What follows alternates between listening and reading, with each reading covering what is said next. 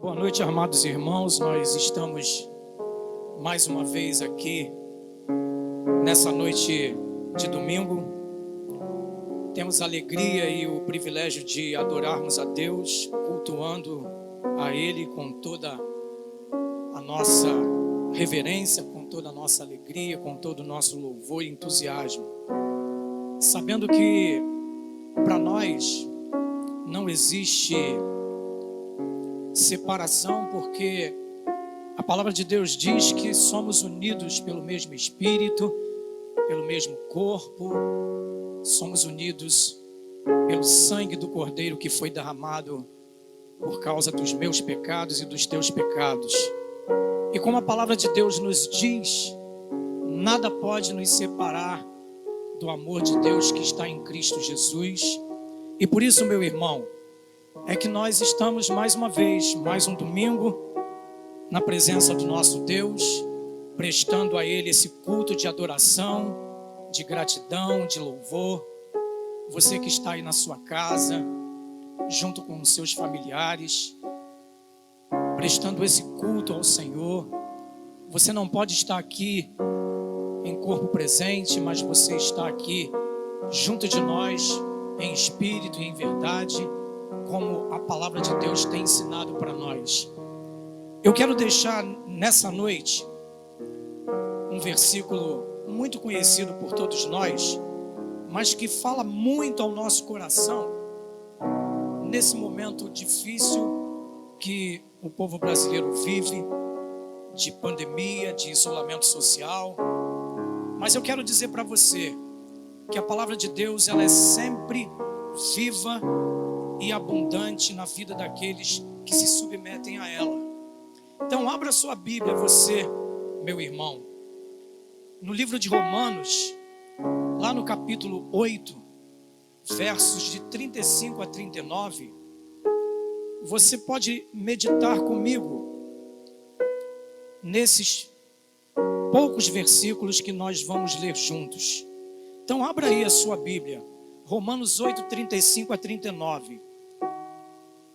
Paulo fala aos romanos, ele escreve essa carta e ele dá alguns conselhos e faz algumas afirmações, até mesmo porque afirmações que levam a Paulo a entender o propósito e o objetivo da Igreja de Cristo Jesus. Verso 35 diz assim: quem nos separará do amor de Cristo? A tribulação? A angústia? Ou a perseguição? Ou a fome? Ou a nudez? Ou o perigo? Ou a espada? Como está escrito, por amor de ti somos entregues à morte todo dia. Fomos reputados como ovelhas para o matadouro. Mas em todas as coisas somos mais que vencedores por aquele que nos amou. Porque eu estou certo de que nem a morte, nem a vida, nem os anjos, nem os principados, nem as potestades, nem o presente, nem o porvir, nem a altura, nem a profundidade, nem alguma outra criatura nos poderá separar do amor de Deus que está em Cristo Jesus, o nosso Senhor. Creia nisso, meu irmão. Creia que Ele nos prometeu, Ele fez promessas. Promessas essas que se cumprem ao longo de 2000 anos atrás, aonde Jesus nos ensinou que a sua igreja prevaleceria, a sua igreja estaria permanentemente presente no mundo até os dias atuais. E Ele nos prometeu que estaria conosco. Ele nos prometeu que enviaria o Espírito Santo para que estivesse conosco todos os dias, consolando, confortando, orientando e dando a nós a certeza de que não estamos sós. Ok, meu irmão? Então vamos continuar adorando esse Deus nessa noite. vamos continuar dizendo para Ele que Ele é o nosso refúgio e fortaleza. Ele é o nosso socorro presente. Eu quero passar agora para o Ministério de Louvor, onde eles vão continuar adorando a Deus com cânticos espirituais. Deus abençoe você, continue conosco, para que nós cultuemos ao nosso Deus juntos. Amém?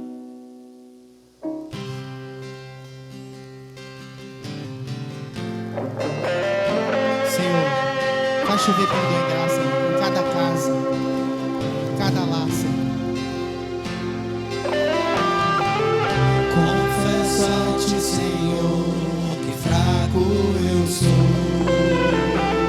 tão fraco eu sou, mas forte Tu és. Eu venho a Ti, Senhor, sem nada pra dar, só quero pedir, vem ajuda-me. Confesso a Ti, Senhor.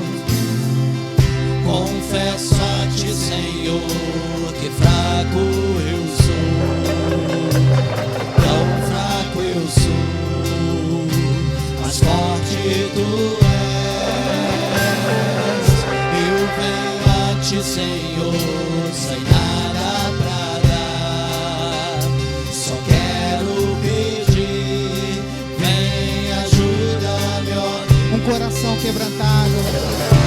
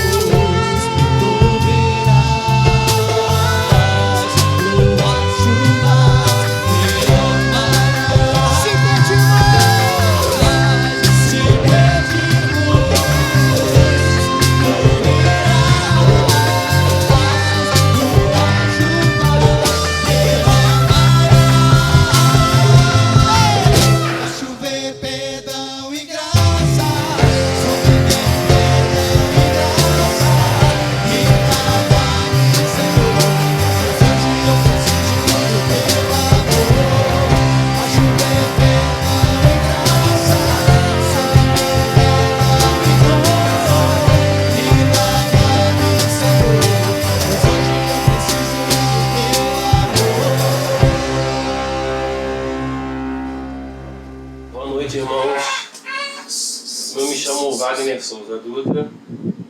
Esse aqui é meu filho Matheus Dutra. Essa é minha filha Helena Dutra, nossa caçula. Temos também a Ana Beatriz, que não está no momento. Essa é minha esposa, Elisângela. Então, irmãos, o momento mais marcante da minha vida ali na Igreja Batista Oásis foi num passeio que eu fui convidado a ir. Eu não era membro, a minha esposa era membro já fazia parte da igreja. E ali naquele local eu me senti à vontade. Eu tinha outros conceitos da igreja, achava que crente era uma coisa muito chata, e ali eu vi que não era nada daquilo. Pelo comportamento das pessoas, o tratamento, o modo de ser, né? Eu me senti super à vontade, e isso foi muito marcante para mim. E ali eu fiquei bem e decidi aceitar Jesus ali naquele momento. O Espírito Santo tocou no meu coração e eu fui quebrantado ali. E desde já eu me batizei e hoje já sou membro da Batista Oásis, graças a Deus. Eu e minha família servimos ao Senhor. E eu vou passar a palavra para minha esposa agora. Falar da IBO sem falar do CBO, para mim é difícil. Porque o CBO, desde o começo, foi bênção na nossa vida. Quando eu coloquei minha filha na escola, foi uma escolha acertada que nós tivemos. E ali eu comecei a participar das apresentações da escola. E foi de grande importância para mim, porque logo depois eu comecei a me envolver com a igreja, comecei a participar da igreja, ainda como visitante nas células, que também é um movimento muito importante. E aí da célula eu tomei a decisão de me batizar. E aí começamos a busca pela conversão do meu esposo. Nos cultos de quarta-feira, cultos de oração. E aí nós fomos caminhando devagarzinho sempre. E aí Deus nos abençoou a conversão do meu esposo. E ele no Batista Oásis, para falar de um momento importante, não dá, porque são muitos. Mas o batismo do meu esposo foi juntamente com o da minha filha, foi muito emocionante, muito marcante. E aí Mateus já chegou, já nasceu lá na igreja, nossa barriga, nossas preocupações, mas eu pude contar com as orações das irmãs, de todo mundo lá. Depois veio Helena, que também já chegou lá na igreja, e aí também pude contar com o amor e o carinho dos irmãos. E ali para nós é a nossa segunda casa, é o lugar onde nós nos sentimos bem. Graças a Deus por isso. Estamos com muita saudade. Ó, Mateus, como é que é? Ó. Um beijo, tchau! Ele deixou a glória dele por amor. Ele morreu naquela cruz por amor. Nós estamos aqui, Senhor, porque sabemos que foi o Senhor que nos salvou. Obrigado, Jesus. Deixou sua glória, foi por amor, foi por amor. E o seu sangue derramou, que grande amor. Aquela via dolorosa se entregou. Eu não mereço, mas sua graça me alcançou. Por isso eu me rendo ao seu amor. Eu me rendo ao seu amor. Eu me rendo ao seu amor.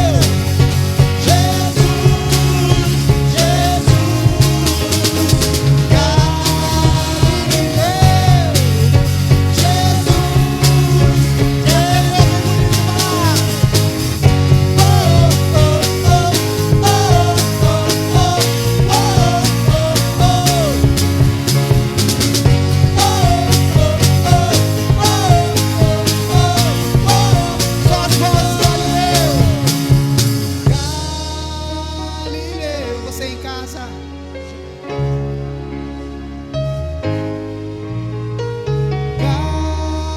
Galileu, cante, igreja.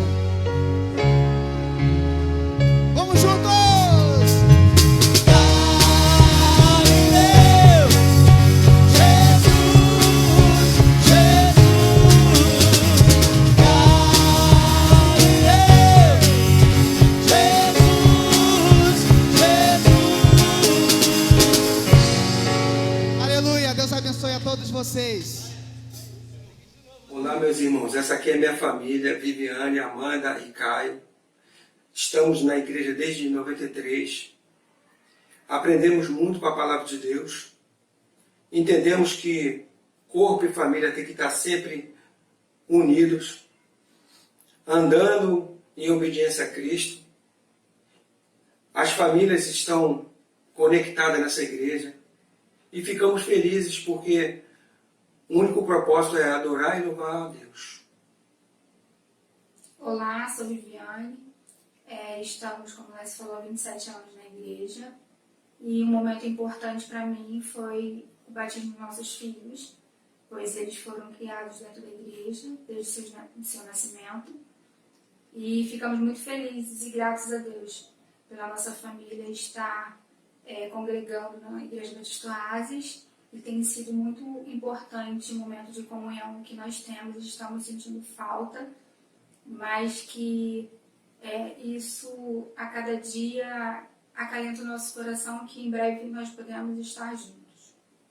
Além das grandes amizades que a comunidade Batista Oásis nos proporcionou, acho que o que mais eu sou grata é que o ambiente da nossa igreja sempre foi propício para que nós pudéssemos nos desenvolver, participar das atividades, e isso foi algo que pessoalmente me fortaleceu muito e é algo que eu tenho como uma referência. Eu gostaria de agradecer também a iniciativa do pessoal da igreja de ter criado o Colégio Batista Oásis, que foi muito importante para mim, e além dos embaixadores do Reis também, foram duas coisas que marcaram bastante. Estamos com saudade e que em breve nós vamos estar juntinhos para adorar o nome do nosso Senhor Jesus Cristo.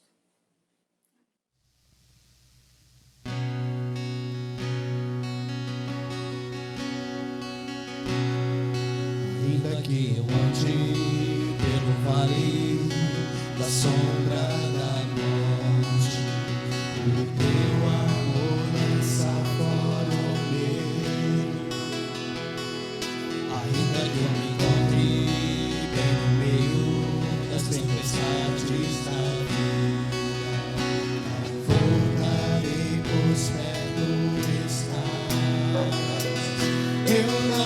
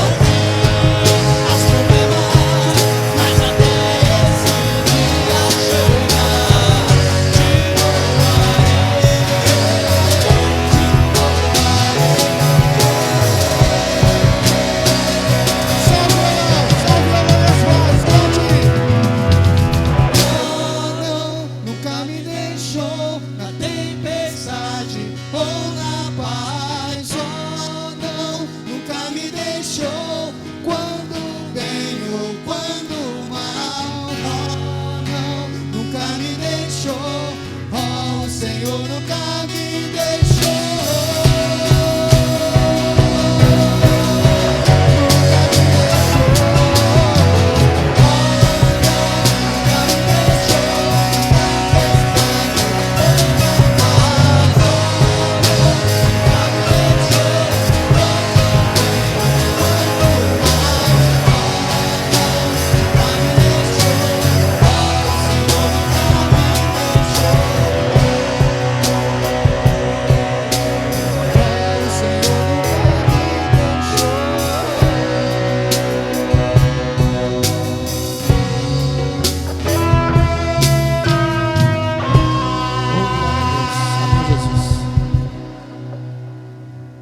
Boa noite, igreja. É um prazer estar com vocês aqui no nosso culto dominical. Meu nome é André, tá bom? E eu sou membro da Igreja Batista Oasis vai fazer 26 anos agora em novembro. E o momento que mais marcou na minha vida foi justamente o meu batismo, né? Foi o momento que mais marcou e que eu guardo sempre gravadinho aqui no meu coração. Boa noite, meus amados irmãos. Estamos com muita saudade de todos. E o momento que mais me marcou na Igreja Batista Oasis, né, foi a conversão e o batismo de André, que foi muito importante na minha vida, né, e que trouxe muita alegria ao meu coração, e eu fiquei muito grata ao Senhor, né, e estamos aqui com muita saudade dos irmãos. Boa noite, igreja. Meu nome é Isabela e eu tô com muita saudade de vocês. Se Deus quiser, a gente vai poder se ver, tá? E eu amo muito vocês.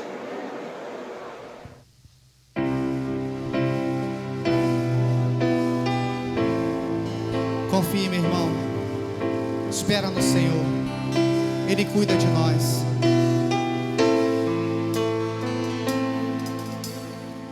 Se o mar se agitar e tudo escurecer e parecer que eu não vou sobreviver, se o meu coração sentir que é o fim, eu vou manter meus olhos firmes no Senhor. Circunstâncias não alteram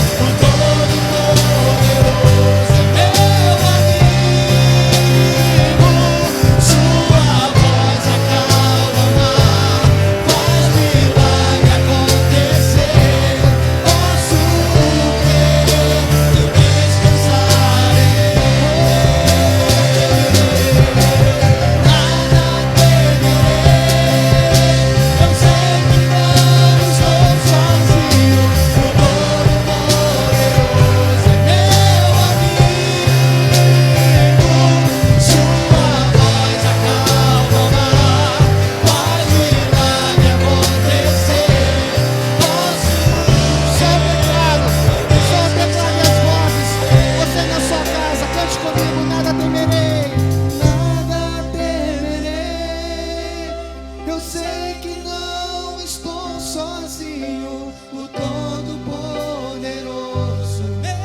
Ele é o meu amigo, sua voz acalma, Ele faz o milagre acontecer. Faz milagre acontecer. Posso crer. Vamos cantar, vamos encerrar bem bonito. Nada temerei. Eu sei que não estou sozinho. O Todo-Poderoso, Ele é o meu amigo, sua voz acalma, faz milagre acontecer. posso crer e descansar em Deus. Aleluia. Glória a Deus. Graça e paz, amada igreja. Eu sou o Leandro. Essa é minha família, a Cleide, minha esposa, Rebeca, minha filha, Davi, o filho. O que eu tenho para falar da Igreja Batista Oásis, porque todos têm momentos marcantes, né? E nós temos também os nossos. Um momento que me marcou muito, há muito tempo eu conheço a Igreja Batista Oásis. Minha mãe foi membro da Igreja Batista Oásis, hoje já não está mais conosco. Foi batizada na Igreja Batista Oásis pela segunda vez. E fazer parte do batismo dela, estar lá presente vendo, foi muito marcante. E saber que você é amado pelo seu pastor também é muito importante, né? Uma das saídas do culto, e ele estava lá na porta apertando a mão dos irmãos e olhou para mim e falou que me amava. E isso foi muito marcante, né? E saber que os nossos filhos estão evoluindo, aprendendo, né? Louvando ao Senhor. E as cantatas de Natal também são assim, muito, muito marcantes, né? A gente vê o Davi e a Rebeca cantando lá na frente, se apresentando. São momentos inesquecíveis pra gente. E tem mais coisas, irmão, mas o tempo é curto e a gente vai se conter por aqui, né? Estamos com saudade. Estamos com saudade. Tchau.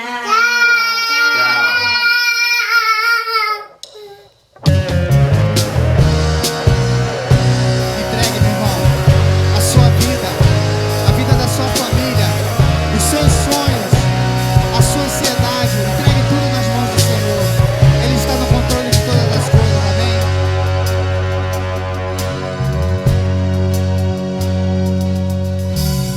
Tudo está em teu controle, nada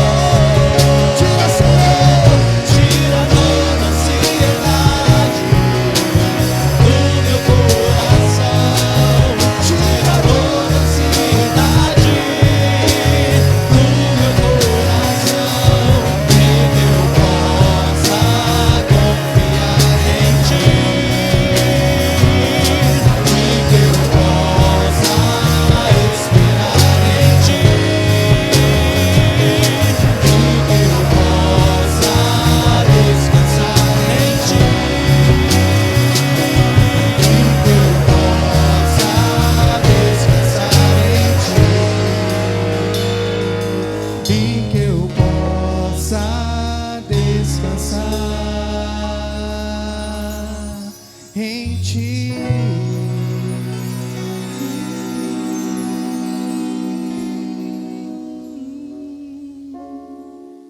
Nesse momento nós vamos ouvir uma oração pela nossa irmã Penha.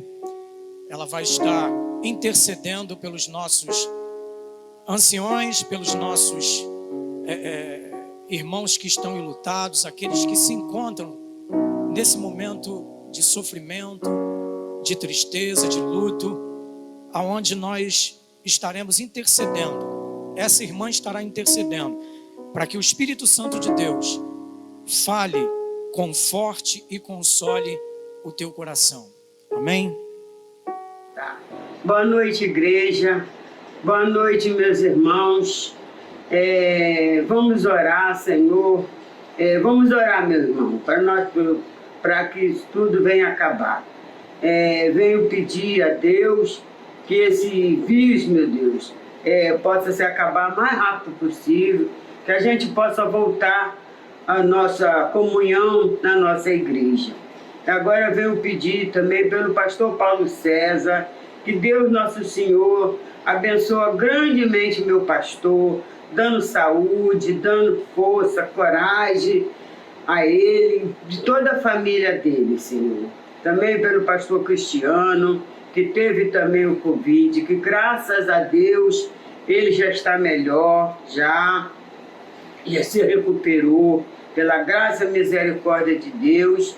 Venho pedir também pelo pastor César, que o Senhor abençoe grandemente.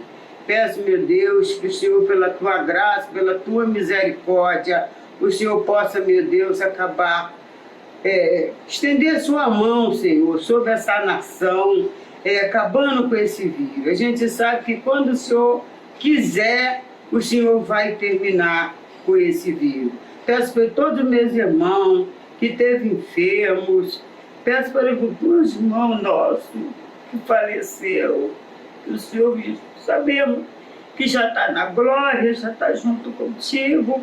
Peço para aqueles que estão enfermos, que estão se recuperando, né? Peço a tua misericórdia, Senhor. O Senhor abençoa essa nação. O Senhor tenha misericórdia, Pai, por essa nação. Que a nossa vida possa se voltar ao normal, Pai.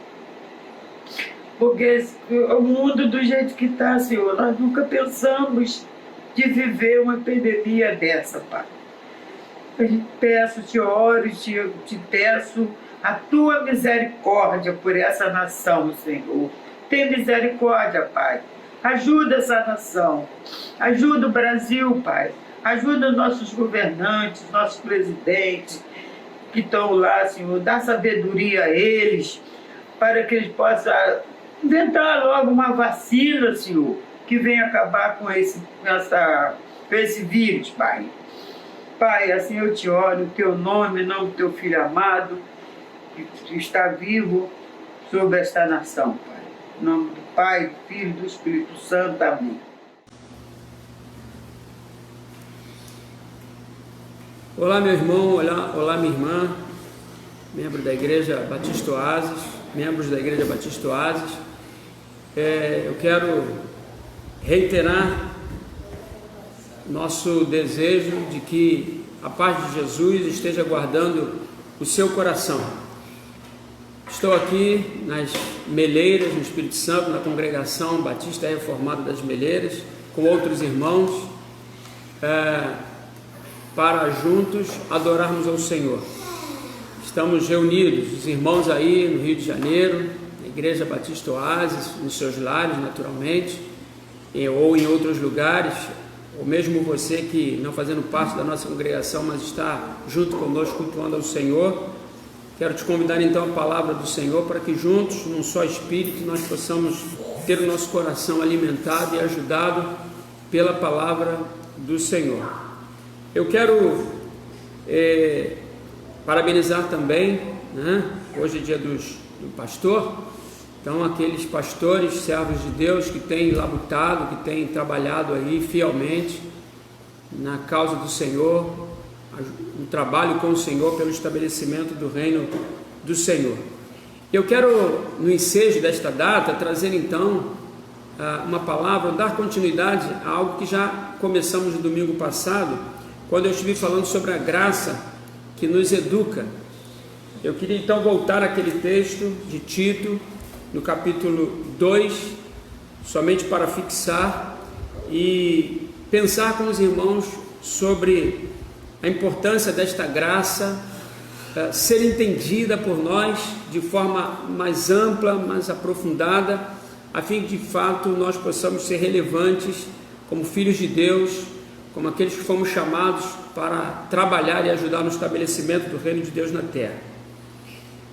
O texto de Tito, capítulo 2, a partir do 11, diz assim: porque a graça de Deus se há manifestado trazendo salvação a todos os homens, ensinando-nos que, renunciando à impiedade e às concupiscências mundanas, vivamos neste presente século sóbria e justa e piamente, aguardando a bem-aventurada esperança e o aparecimento da glória do grande Deus e nosso Salvador Jesus Cristo, o qual se deu a si mesmo por nós para nos remir de toda a iniquidade e purificar para si um povo seu especial, zeloso de boas obras.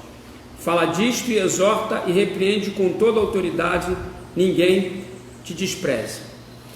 Como eu disse, eu quero aproveitar o ensejo desta data para a gente pensar nesse conselho de um pastor experiente a um pastor jovem, Tito, que Paulo havia comissionado para estar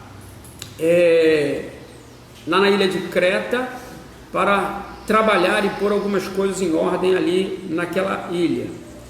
E o conselho dado àquele jovem é que ele estivesse sendo incisivo no ensino, na pregação que fala da graça de Deus, a graça que é salvadora, mas que também e sobretudo educa o povo salvo para uma vida de relevância, uma vida de compromisso. E eu queria dizer que neste dia do pastor, a nossa oração tem sido, e eu peço que a Igreja de Jesus, você, meu irmão que está me ouvindo, você entenda da importância de se orar, de se pedir a Deus para que Ele levante obreiros fiéis, pregadores fiéis da sua palavra. Isso é muito importante, isso é fundamental. Nós vivemos dias difíceis no Brasil, e por pensarmos nesses dias a partir de um contexto eclesiástico, ou seja, qual a postura que a igreja tem tomado diante deste momento, é que nós queremos refletir sobre isso.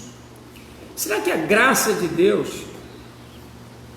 tem vindo sobre nós, não somente num aspecto de salvação, mas também nos educando para que nós possamos, como Igreja de Cristo, ser relevantes à sociedade? É uma pergunta que eu quero pensar sobre ela. E por que digo isso? Porque o apóstolo aqui está alertando ao jovem Tito que era necessário, veja por exemplo, o texto neste livro, no capítulo 1, versículo 5, ele diz que era necessário que Tito, ficando na ilha de Creta, ele estabelecesse presbíteros ali naquela região, para que pudessem corrigir os erros que estavam sendo cometidos naquela região por uma liderança fraca ou equivocada. Então ele diz isso: por esta causa te deixei em Creta, para que pusesses em boa ordem as coisas que ainda restam, e de cidade em cidade estabelecesses presbíteros, como já te mandei. Qual era a ordem que está implícita, que será vista em todo esse texto, em toda essa epístola? De que ele estabelecesse presbíteros que tivessem um compromisso com a pregação da palavra de Deus, com o genuíno evangelho da palavra de Deus. E no Brasil nós estamos vivendo um momento que nos leva a uma reflexão muito séria. A questão é a seguinte: nesse momento de pandemia, qual tem sido a postura da Igreja de Cristo Jesus, e eu estou falando especificamente da igreja brasileira, diante de injustiças que estão sendo cometidas por governos que declaradamente, e eu estou aqui apoiado naquilo que já é documentado, que está na mídia documentado, portanto não quero ser maledicente, nem estou aqui para acusar ninguém de forma infundada, isso seria um erro da minha parte, mas como brasileiro, como cidadão, como aquele que também está acompanhando os noticiários, o que temos visto aí é que alguns homens estão se aproveitando desse momento de pandemia para se locupletarem, para enriquecerem de forma injusta, com dinheiro público, e nós temos visto também muitas injustiças sendo cometidas. Por exemplo,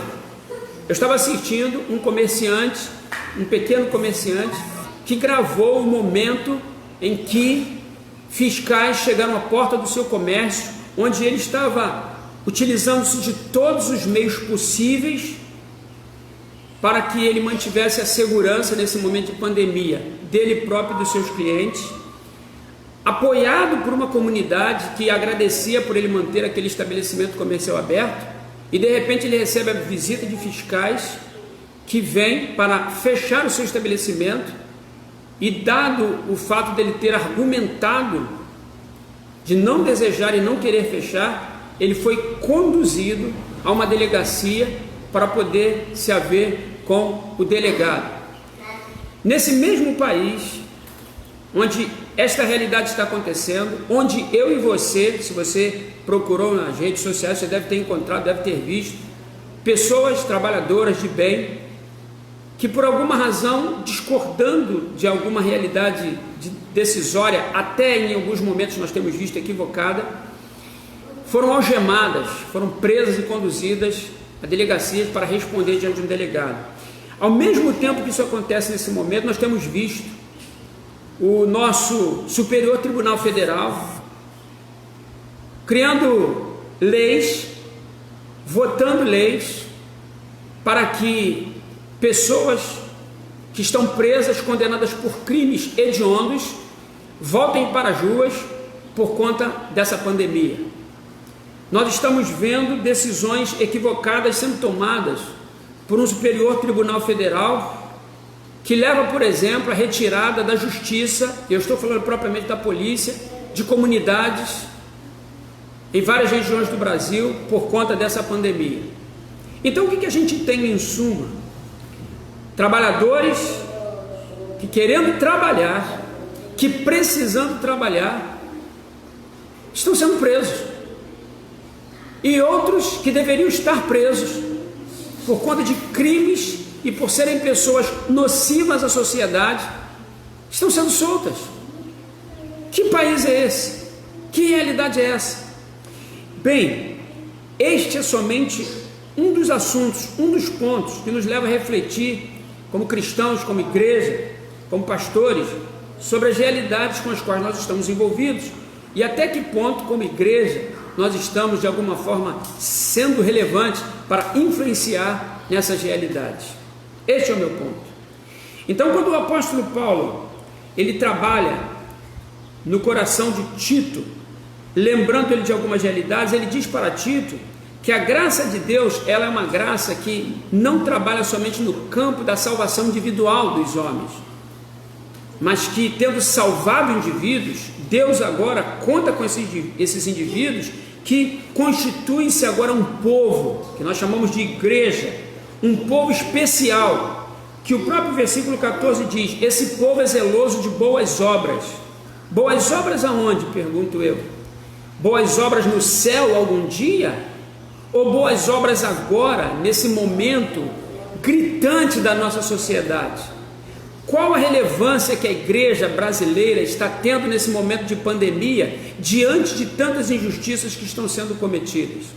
Eu quero aqui ressaltar, e até peço desculpas e quero estar equivocado, quero de fato estar equivocado, mas eu não tenho encontrado de fato em lideranças evangélicas, naqueles que de alguma forma até recursos possuem para isso, um trabalho, um posicionamento, uma articulação denominacional de povo cristão no Brasil para fazer um trabalho não só de denúncia, mas de atividade como corpo para trabalhar e minimizar as dores do povo. Na verdade, onde é que está a igreja brasileira? Se não andando a reboque em decisões de governos, e muitas das vezes governos injustos, igreja que muitas das vezes não tem conseguido discernir qual é a vontade de Deus para ela nesse momento de enfrentamento de um problema tão grave como este que estamos vivendo. Então Paulo diz que esta graça, ela nos ensina, versículo 12, que renunciando à impiedade, às concupiscências mundanas. O que ele quer dizer com isso? Ele diz, renunciando a nós mesmos. Não há como a igreja ser relevante se não entendermos a necessidade da renúncia própria, como Jesus Cristo ensinou. Se você quiser me seguir, você tem que renunciar a você mesmo. Essa é uma atitude que a igreja tem que pensar seriamente, a renúncia dos seus próprios interesses, para que ela possa viver neste presente século de forma sóbria, justa e pia. Eu estou querendo dizer então até aqui que o que tem se percebido é uma igreja que está intimidada, uma igreja que está presa, ela está vivendo como que num gueto, acuada, e penso que Deus tem nos colocado nessa posição nesse momento para que nós como igreja possamos nos arrepender desses pecados ou desse pecado, muitas das vezes de omissão que temos cometido.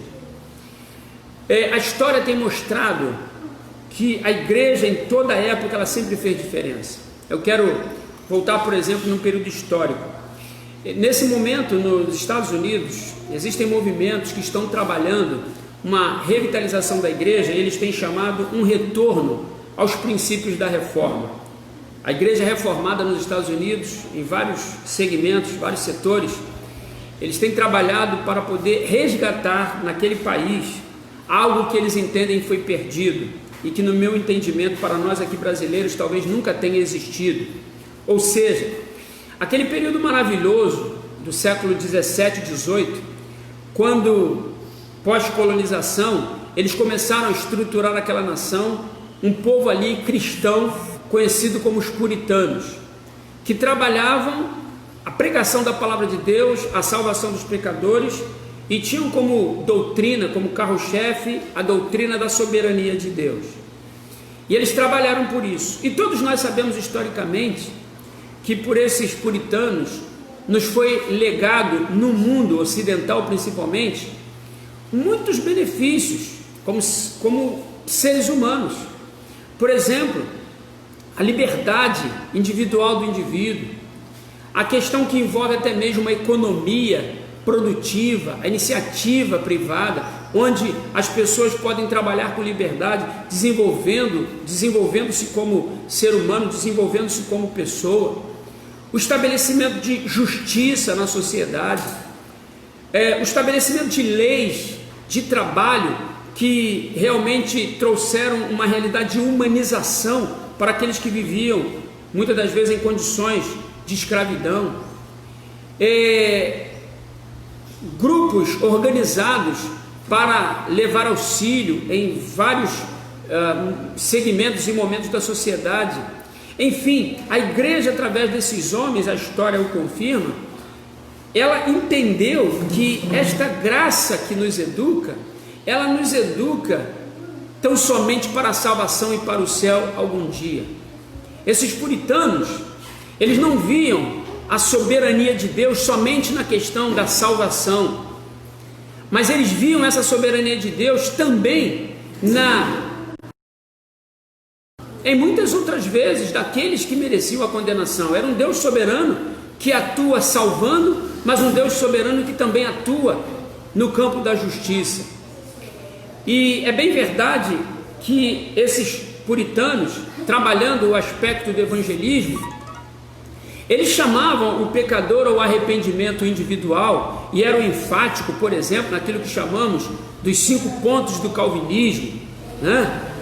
Nós, como uma igreja que lutamos e tentamos ser uma igreja reformada no Brasil, valorizamos essa doutrina, amamos essa doutrina que fala desses 5 pontos do calvinismo, né? A depravação total, a eleição do homem, a depravação total do homem, a eleição incondicional em Cristo, a expiação limitada que Cristo faz desses escolhidos, a graça irresistível de Deus em salvar os seus escolhidos e a perseverança dos santos, ou seja, um Deus que inicia a salvação e termina e completa essa salvação ajudando o seu povo. Essa é uma doutrina que nós temos como muito preciosa, nós que de alguma forma estamos ligados a esses ensinos enfáticos desses puritanos e daqueles que foram os reformadores, conhecidos na história como os reformadores.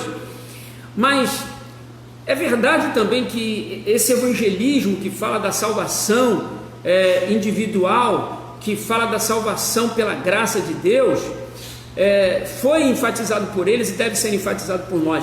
Mas como que eles viam essa doutrina da graça de Deus? Eles viam essa parte que acabei de mencionar somente como o leite, como o início de uma carreira muito mais profunda, muito mais abrangente com Deus.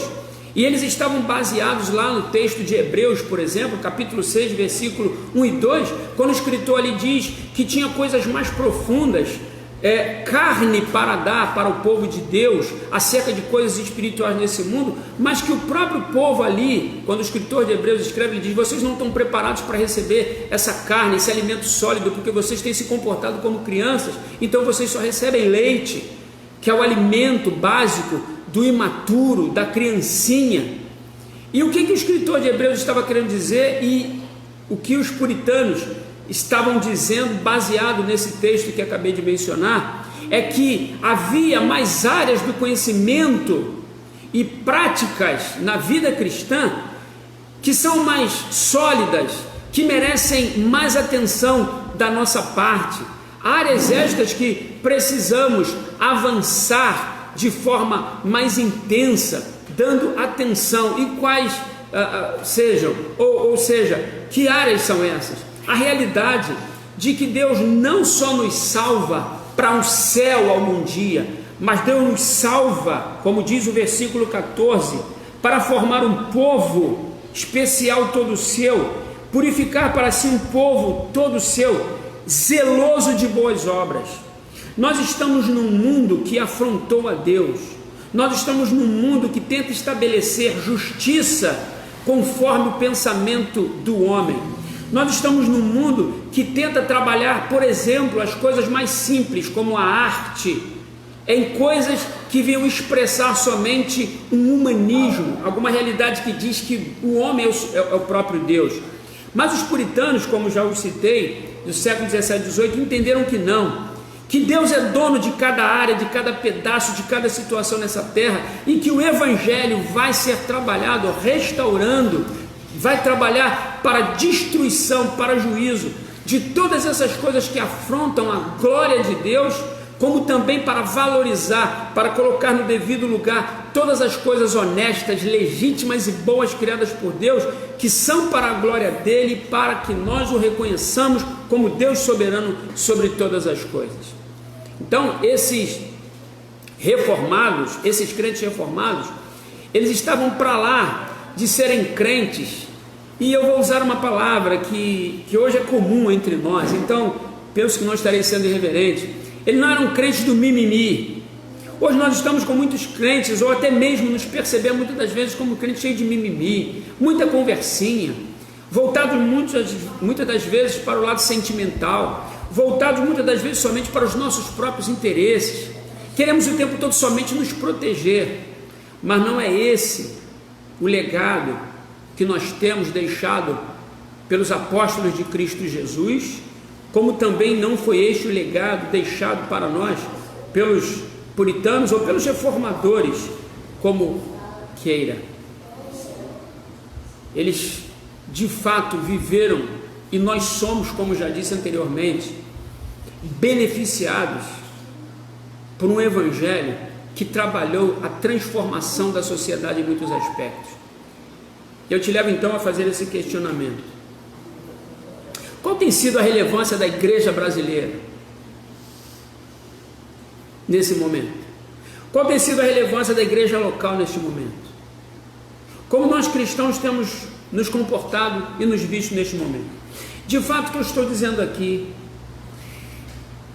eu estou tentando dizer, movido por este dia, que é comemorado pelos batistas, é dia do pastor, estou tentando dizer que há um coração de um pastor que está muito preocupado. Com o quê? Com a sua posição diante de Deus, com a sua responsabilidade diante de Deus, e que se preocupa de fato em saber se as ovelhas que ele tem cuidado estão de fato entendendo o Evangelho. Este Evangelho que não fala só de uma salvação individual, como que protegendo para o céu algum dia, mas um Evangelho que nos chama à morte, um Evangelho que nos chama para carregar uma cruz.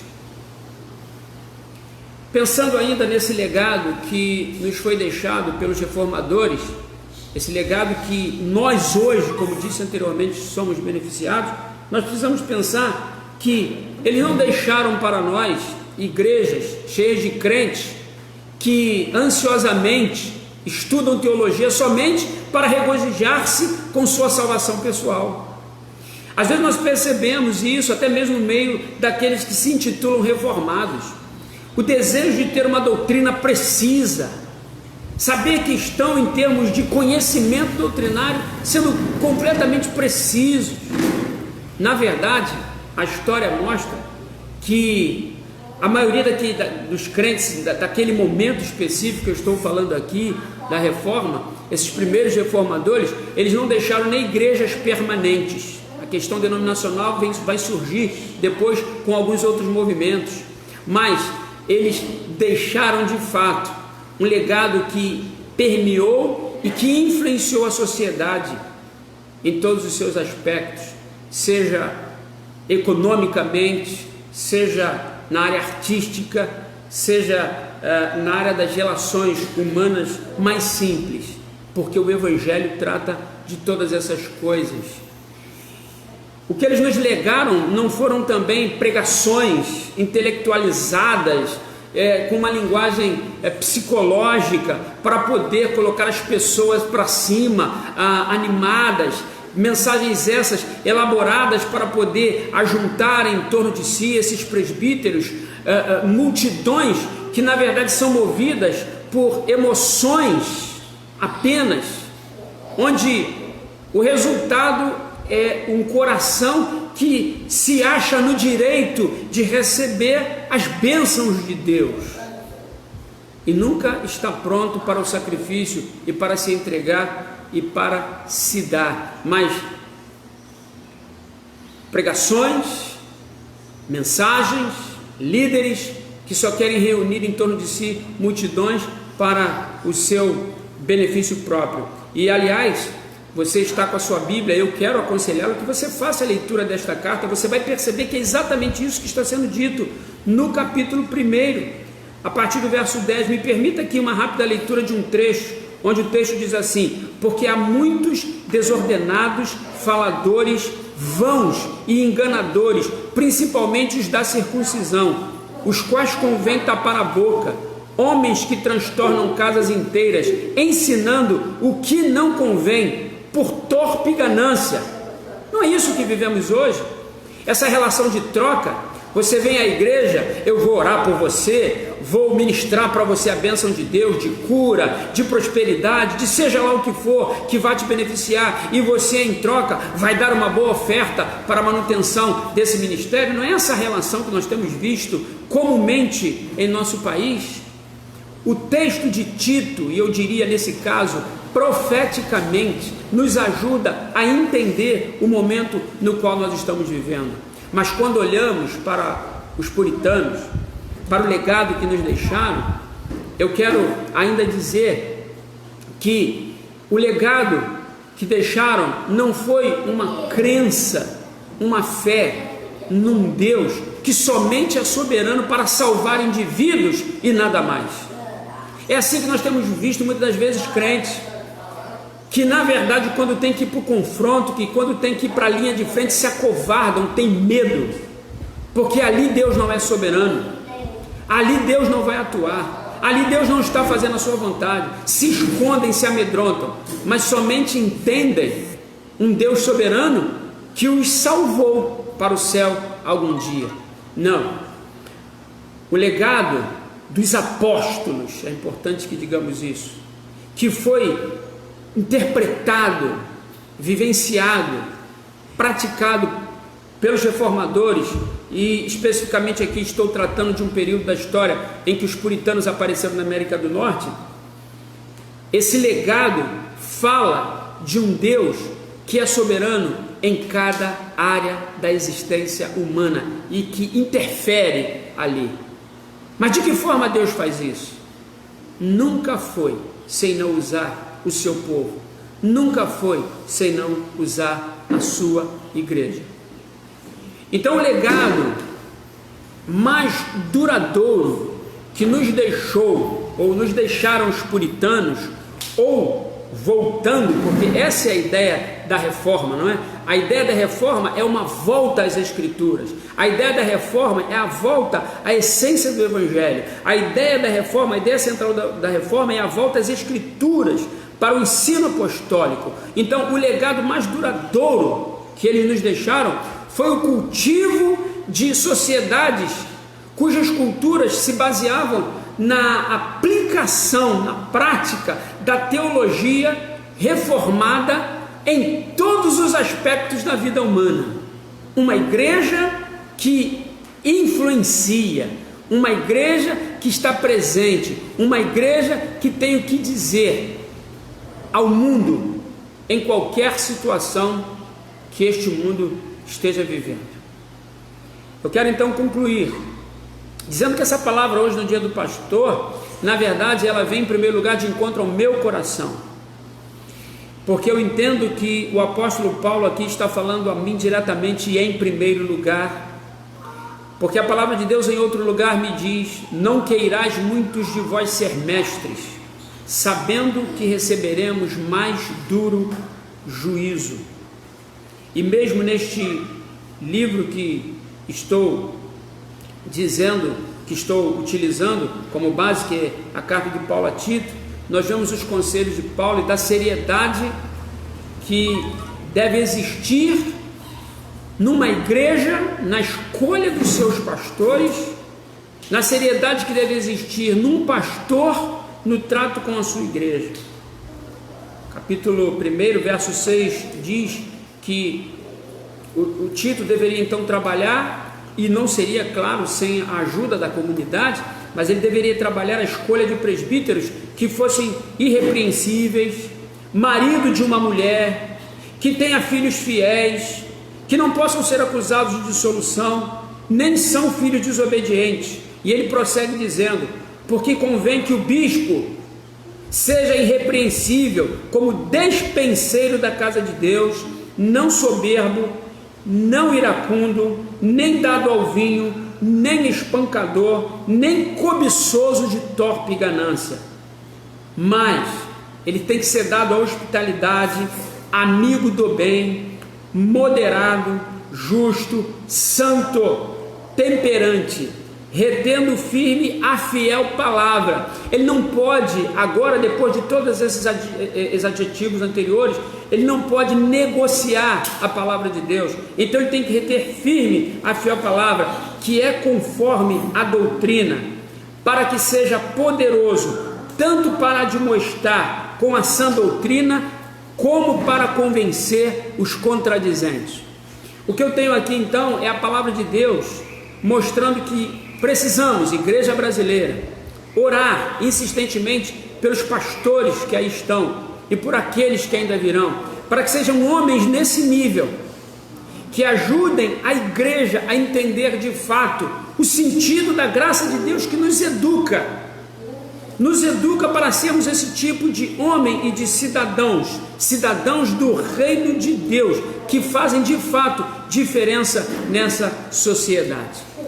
Então que Deus nos abençoe, que Deus nos ajude, porque de fato nós estamos vivendo um momento muito delicado, onde o meu discernimento tem sido este, de que Deus está falando à igreja brasileira, aos líderes brasileiros, para que nós acordemos, para que nós de fato nos vejamos à luz da palavra de Deus, se estamos sendo fiéis ministradores dessa palavra ao povo de Deus, porque é este povo que Deus usa para poder estar no dia a dia permeando esta sociedade.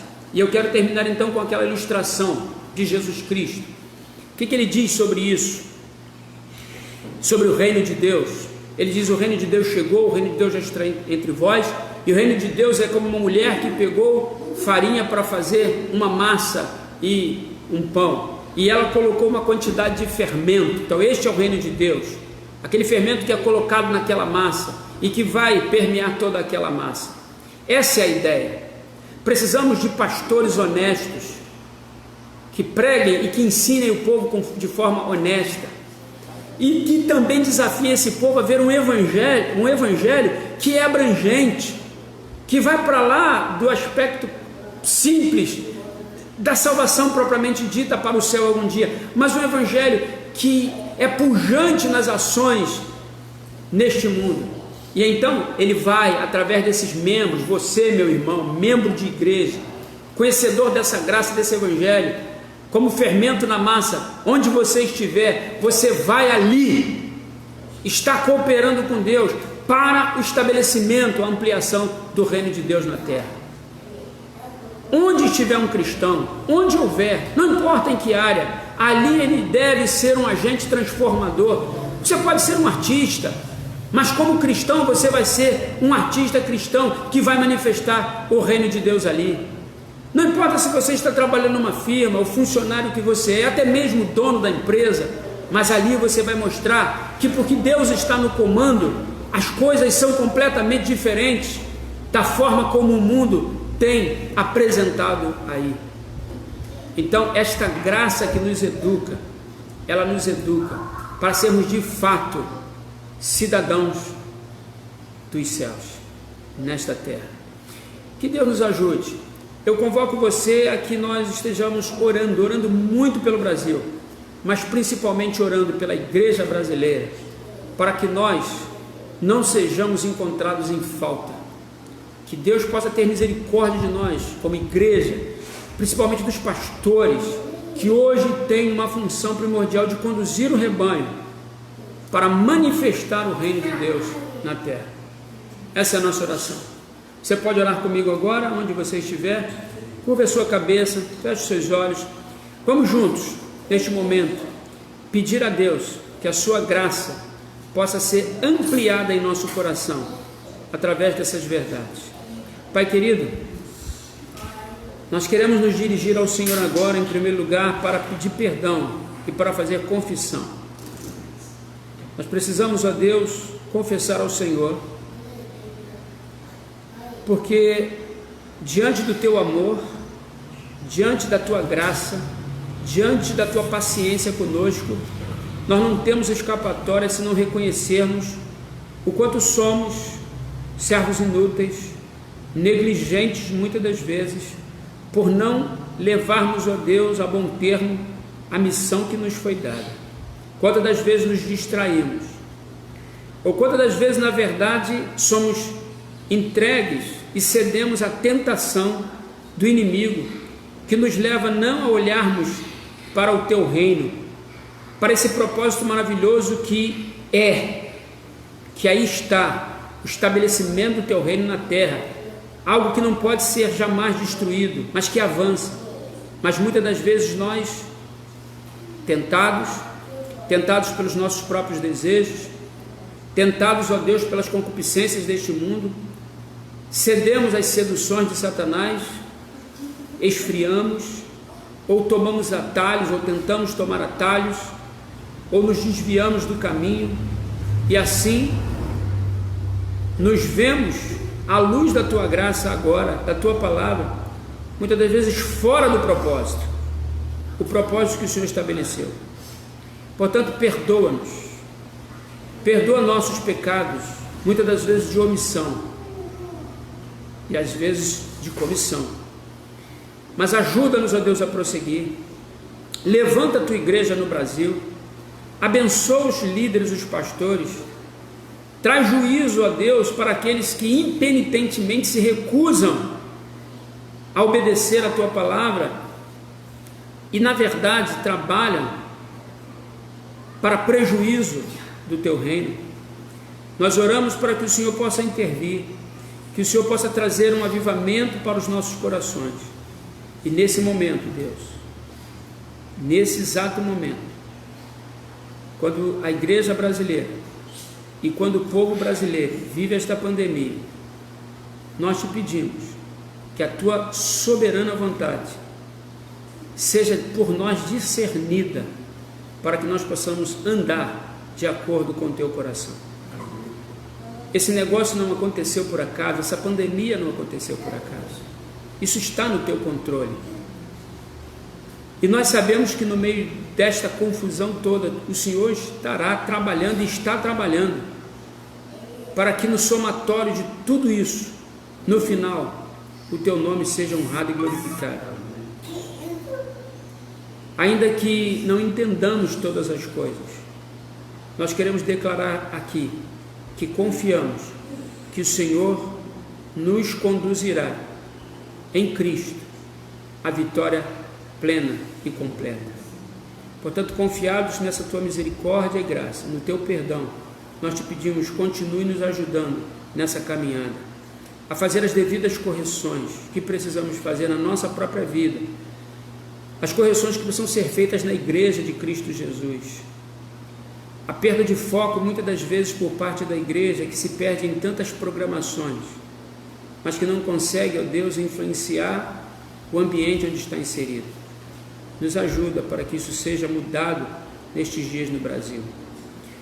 Nós te pedimos que tu abençoes a igreja americana e naqueles lugares onde a reforma aconteceu, nós somos beneficiados por aquilo que o Senhor fez naquela época, através daqueles homens, e hoje sabemos que em muitos desses lugares a igreja lá tenta recuperar o que foi perdido.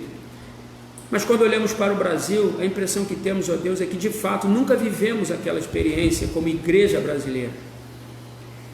Por isso que nós estamos te pedindo é que aqui também o Senhor opere grandes maravilhas. Opera, Senhor Deus, na igreja brasileira. Ajuda-nos a sair desse buraco de confusões denominacionais e de tantas heresias que são ensinadas aos quatro ventos através de todos os meios de comunicação e que tem prejudicado tanto esse povo. Deus, ajuda a igreja para que a igreja brasileira seja restaurada, renovada e abençoada com o Senhor, pelo Senhor, pela palavra do Senhor. E assim oramos agradecidos no nome de Jesus. Amém. Deus abençoe a você.